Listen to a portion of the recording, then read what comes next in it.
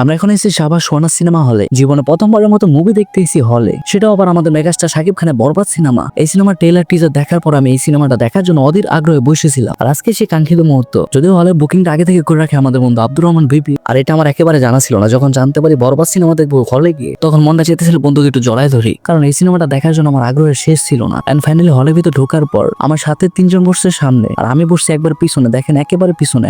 যে 4টা টিকিট ছিল তার মধ্যে 3টা ছিল সামনে আর একটা ছিল একেবারে পিছনে। তাই আমি সামনে না বসে পিছে চলে যাই। আর সত্যি কথা বলতে গেলে সেখান থেকে মুভি দেখে আমি খুব মজা পাইছি ও খুব এনজয় করছি। তো এখন সব প্রসঙ্গ বাদ দিয়ে মুভির প্রসঙ্গে আসা যাক। তো আমি এতটুকু বয়সে কখন হলে এসে মুভি দেখিনি, এটা হলো আমার প্রথম কথা। আর দ্বিতীয় কথা হলো বাংলা সিনেমা আমি খুবই কম পরিমাণ দেখছি। আর আমাদের মেগাস্টার শাকিব খানের কথা বলতে গেলে আমি হাতে গোনা তার 4-5টা ছবি দেখছি। কিন্তু আজকে বরবাদ সিনেমা দেখার পর আমি শুধু মেগাস্টার শাকিব খান না, আমি বাংলা সিনেমা ইন্ডাস্ট্রির ফ্যান হয়ে গেছি। সত্যি বলতে ছবিটা এত ভালো হয়েছে যা কিনা বলে বোঝাইতে পারবো না আপনাদের। পার্সোনালি সবাইকে রেকমেন্ড করতেছি ছবিটা আপনারা সবাইকে দেখেন, অনেক মজা পাবেন। বিশেষ 300 টাকার টিকিটের ছবি দেখে আমার কাছে মনে হইতেছে 2000 টাকার টিকিটের ছবির ফিল নিচ্ছি। এখানে কি নাই, আছে রোমান্স, আছে ভালোবাসা, আছে ইমোশন, আছে ভায়োলেন্স। আর গল্পটার কথা বলতে গেলে তো টোটালি ডিফারেন্ট একটা গল্প। এরকম গল্পের মুভি বাংলা সিনেমা ইন্ডাস্ট্রিতে এর আগে কখনো হয়েছে আমার মনে হয় না। আর গল্পটাকে খুবই সুন্দর ও নিখুঁত ভাবে পরিচালক ফুটায় তুলছে। বিশেষ করে আমাদের মেগাস্টার শাকিব খানের অভিনয় ছিল পুরাই দুর্দান্ত।